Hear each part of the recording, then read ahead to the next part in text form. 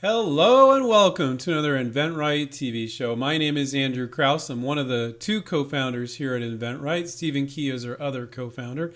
And I'm going to be talking to you today about crowdfunding and why it is really not a good option for most people and what a better option is. Now, I'll say this. I always thought that the concept of crowdfunding was really cool. And I still stand by that. It's kind of got this grassroots nature. You put your product out there on a crowdfunding site like Indiegogo and Kickstarter, and then people, individuals go, that's cool, I want that, and then they fund you. Really, really cool. So I just want to put that out there at first. But over the years, crowdfunding has developed a tremendous number of problems. And I'm going to give you another option that's so much better. But before we talk about that other option, I'm going to do a deep dive about all the problems with crowdfunding because I don't think anybody's really sharing this as much as they should. What are the problems with crowdfunding? I've actually seen a lot of articles on it, so I shouldn't say that nobody's sharing it. But I think a lot of inventors aren't aware of it. Let's put it that way. In addition, I'll say before and now, for most inventors, crowdfunding is not a good option. When I look at their background, when I look at their lifestyle, when I look at their goals and their competencies, I don't find that crowdfunding, knowing what it's good for and what it's not, is a good match for most inventors. So we're going to do a deep dive into the problems with crowdfunding, and then we're going to talk about a solution, and you'll be able to see these two different very, very different approaches to bringing your product to market. So let's take a look. Here we go. Okay, let's get started. Problem number one with crowdfunding sites like Kickstarter and Indiegogo. Social media and publicity and promotion. You need to promote your project, okay? And so most inventors don't have a big, huge social media network. And so if you do, that's great, but most people don't. So then you'll either need to do it yourself, and if you don't have experience with promotion and publicity, that's really, really difficult. And to be honest with you, another podcaster or blog, they get hit up with people doing crowdfunding. Hey, promote me, promote me, promote me. It's like, we're here to provide some sort of news and information. They don't want to endlessly promote people with their product, you know? And so very hard to get publicity. So what a lot of people do, which now this is removing the whole grassroots nature of crowdfunding, is they'll pay a company to do it. And it's very common these days for people to pay 15 to 25K to raise 100K. Well, damn, that's not very grassroots anymore, is it? So most people fail right there at the beginning. Don't think that people will beat a path to your crowdfunding campaign. Everybody and their grandmother is on crowdfunding these days. So that's very, very difficult to properly promote your social media campaign. So that's problem number one. Okay, reason number two that crowdfunding is problematic: money. Well, Andrew, what are you talking about? Crowdfunding is all about raising money. Yes, it is. But people dramatically underestimate the amount of money it takes to launch a product. They think, oh, well, I just need 5,000 or 10,000. They're just thinking about the money itself. Or maybe they're just thinking about what's the cost to manufacture this, and they're guessing because they probably don't know a lot of the time. But they're not thinking about any other costs. It's like, are you kidding me? You can't just go with the cost to manufacture. You're going to have other costs to bring a product to market, a ton of other costs. So people, instead of thinking, oh, hundreds of thousands, they're thinking like, oh, I could just do this with raise 10,000, 20,000, 5,000. And most people fail to do that even. So you need a lot more money than you think in order to venture a product. That's a big misperception. And a few bucks will get you started, maybe waste a year or two of your life because you're realizing it wasn't enough, and you realize that sooner rather than later. So I'm here to tell you, you need a lot of money to launch a product. You can't do it with $5,000. No way, no how. Reason number three that crowdfunding is an issue: manufacturing. So let's say you launched a proper social media campaign and you raised a decent amount of money that you think you can use to run your business. Now you need to get it manufactured. You have no experience in manufacturing. And to be honest, most people, are going overseas to get things made at a price point that is competitive. And right now with the supply chain issues, are you kidding me? I mean, we have these bridging the gap meetings where we bring on at InventRight companies, CEOs and marketing managers to talk to our students like, here's our product line and this is what we're looking for. And they also are very honest, which is great. I love it. They talk about their supply chain issues. So large manufacturers that know what the hell they're doing, they're having huge issues with supply chain issues. Now is definitely not the time to try to go overseas if you've never made anything before. They're not paying enough attention to the big manufacturers that they're working with already. Do you think they're going to pay attention to a little rinky-dink, individual inventor with one product? It's not going to bring him anything more. Not so much. But it was already really, really hard before these supply chain issues, before the issues that we're having. And it's impossible now. So now it'd be an absolutely insane time to do a Kickstarter campaign and try to manufacture something overseas. Now, if it's something you get made in the US, great, more power to you. That's fantastic. But you can still have issues right now with materials, a lot of materials issues for companies manufacturing in the US. So these bridging the gap companies are coming on, these big companies with our InventRight students. They're saying, look, we were paying $4,000 for a container. Now we're paying $29,000 for a container. And you raise $15,000 on Kickstarter and you think like that's going to be enough. It's not going to be enough. So very, very hard to manufacture. And there's so many places to fail with manufacturing.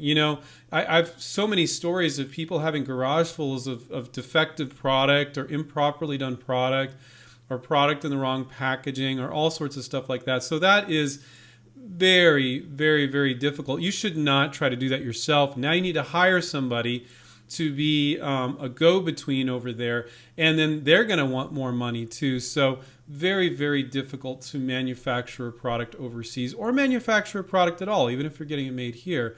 And people just don't understand what's involved there. Now, sometimes we'll have engineers, they're like, I got that all figured out, but they're literally not figuring out a single other thing, such as marketing, and so there are people that are very technical and they're like, I can figure that out. Well, great, you can figure that out. But if you make a lot of mistakes, it's going to be a very costly way to figure it out. And that's great that you're good at that part of it, but you need to be better than just being able to manufacture it. There's so many other pieces to being able to bring a product to market. Problem number 4 with crowdfunding, delivering the product. One of our IT guys, I asked him, and I know he would, this is back in the day, he would do a lot of crowdfunding. He'd fund different folks. And he's like, oh, look at this cool product I got on this crowdfunding site. And I'm like, oh, that's cool. And then I'd follow up with him 6 months later, a year and a half later, 2 years later. And I'd say like, so do you get it yet? No, didn't get it yet. So a lot of people really fail to deliver because they just didn't realize how difficult it was to manufacture and deliver the product. And I'm not talking about starting a business and getting distribution, getting it in stores. I'm talking about just delivering to the people that funded you. And a lot of people really fail. So that's not really a problem, but it's something you should be concerned about. To me, if I'm taking somebody's money, I want to deliver what I said I was going to do. And a lot of people fail to do that. And that's just really sad. Problem number 5 with crowdfunding, running the business. I think a lot of people start crowdfunding, well, if I only get the money, everything's going to fall into place. And they're not beginning with the end in mind, or what's the path you're going to walk down.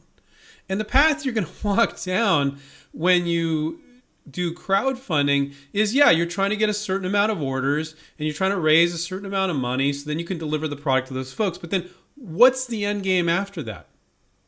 What is it? I mean, I would assume then you're going to need to start all over. Not with the manufacturing. Okay, you figured out some things with the manufacturing, you struggle and stuff. But a major retailer, you're now a one SKU, one product company. A major retailer doesn't care about you. They would much rather deal with a company that has 8 products, 15 products in their store. Imagine, like, there's a random example. If every buyer at Bed Bath & Beyond, if every single product in their store had a different vendor, they want to shoot themselves in the head they like this vendor over here that's got 8 and 15. I mean, like, I have no idea how many products Bed Bath & Beyond has. Let's say 50,000. So they have 50,000 vendors. They're not going to do that. So you're a one SKU, one product company now. And you might think like, oh, I'm proud. I got crowdfunded and I delivered 1,000 units. They're like, 1,000 units? Like, that's like nothing to them, right?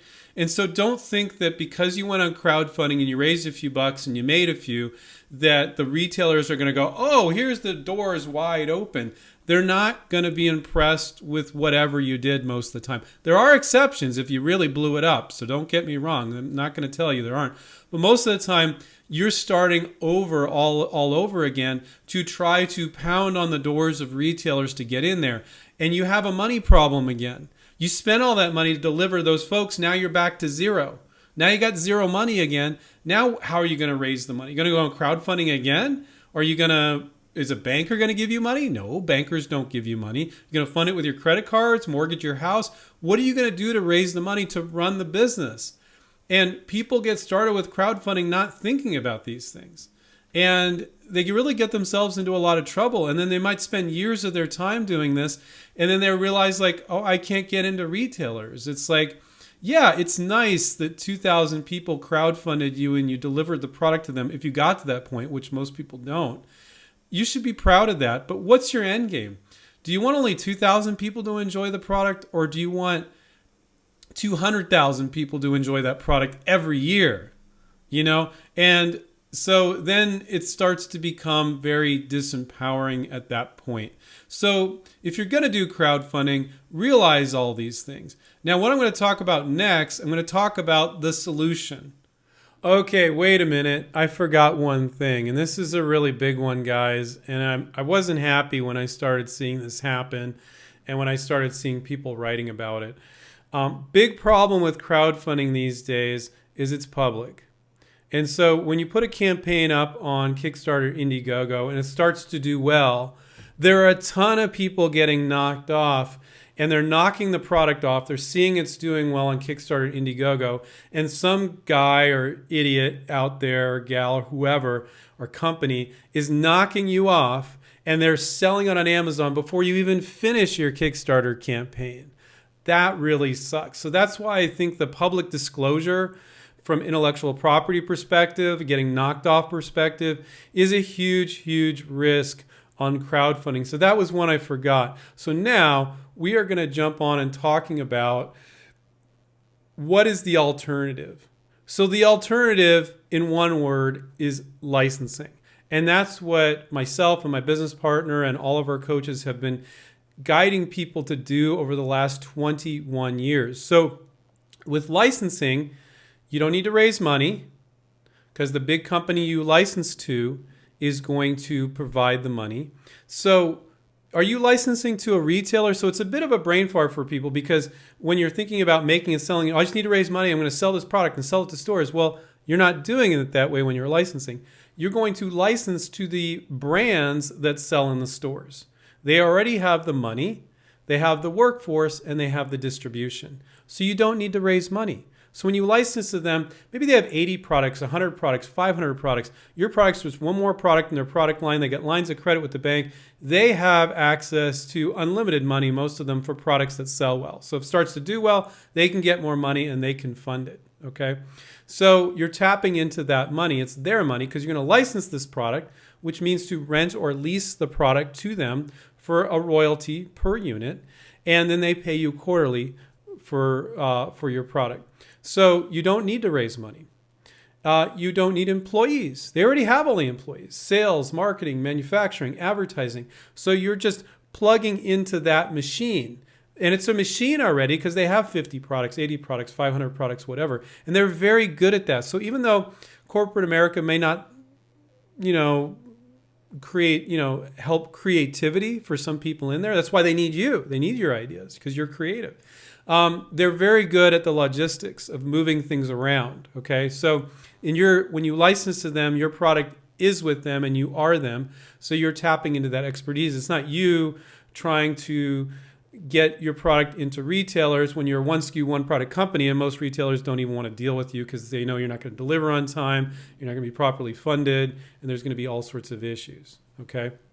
So then the third thing is existing distribution. If they're already in 30,000 stores, boom, you're in 30,000 stores. You're not trying to beg, plead to get into a few stores. They're already in there. They're going to show it to the buyers at their stores. No, not every buyer at every store may want it, but they might even do that before they license it from you. They'll show it to a buyer. Oh yeah, I'd like that, and then they do a licensing deal with you. Other times they don't. It really depends on the company. So when you license, you don't need to worry about all these things with crowdfunding. You don't need the money. You get the money from your licensee. You don't need to hire employees. They're already in place at the company you work for. And you don't need to create distribution from scratch. Don't underestimate how hard it is to get distribution. It's freaking brutal. Now, you also don't need to manufacture the product. They're going to manufacture the product. They're having problems making products now with the supply chain issues. So can you imagine you going overseas with no experience to try to get a product made? So licensing is a much better business model for most inventors. Now, I'm not going to say it's not right for anybody. People make products and sell them. But if you got a full-time job, if you got another business, if you don't have the money to mortgage your house, quit your job, max out your credit cards, is that smart? With licensing, you don't need to risk your finances. You can spend the money on a $75 provisional patent and a few bucks on a virtual prototype and a sell sheet, and you can pitch them the benefit of your product. You don't need to have proven a sales record. Some people think, well, Andrew, I want to go on Kickstarter and show them I sold 1,000 units. It's like, to them, 1,000 units is nothing. That's not impressive. Okay. Now you might have some testimonials and that might, impress them a little bit, but that is totally not necessary to do licensing deals. I would say 95 to 98% of our students have never sold a single unit, and they do licensing deals. Let the company build it up in their head how big it could be. But when you say I've sold 100 units, I sold 1,000 units, instantly they're like, oh, maybe this isn't going to work. But if you haven't sold a single one, you can let them use their imagination as to how great this product will sell. So licensing, I think for the vast majority, I'm not going to say all because there's no black or white 100% of the time answer. Licensing is a much better option. That's what we do here at inventRight.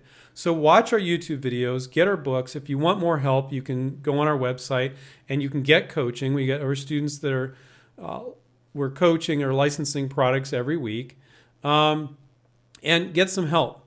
But licensing is a much better option than crowdfunding for most people. Now, I wasn't seeing in the early days people knocking people off and selling it on Amazon. The world has changed. Getting back to the beginning, I like the grassroots nature of licensing. I like the concept, but the concept in my mind has fallen apart for most people. There are large companies on there. They don't need to raise money. They're doing it just to promote their business and their product. And everybody and their grandmother's on there, and they're not thinking a couple steps ahead. They're, all I need is the money and everything will fall into place. Well, I gave you all the reasons why that's not true. And you don't need to take all that risk and have all that pain. Do licensing instead. So there you go. Hopefully you felt that was helpful. Give us a like if you did. Watch more of our videos, read our books, and if you need more help, we'd be happy to coach you. Take care. Keep inventing, everybody. Bye.